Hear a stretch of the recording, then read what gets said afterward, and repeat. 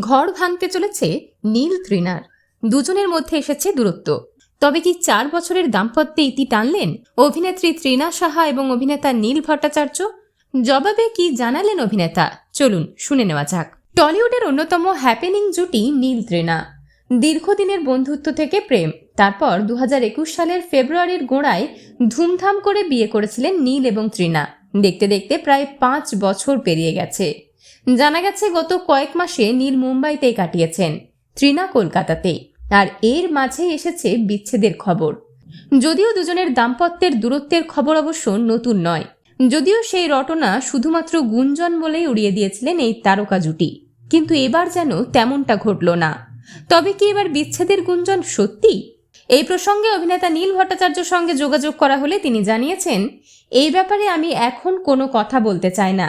ব্যক্তিগত জীবন নিয়ে কোনো আলোচনা করতে নারাজ অভিনেতা। তৃণার তরফ থেকেও আসেনি কোনো উত্তর। তাহলে কি এবার সত্যিই সম্পর্ক ভাঙার পথে, নাকি সাময়িক কোনো মনোমালিন্যের জেরেই এমন সিদ্ধান্ত, তা তো সময় বলবে। বিনোদন জগতের আরও অন্যান্য খবর নিয়ে ফিরছি, জুড়ে থাকুন আমাদের সঙ্গে।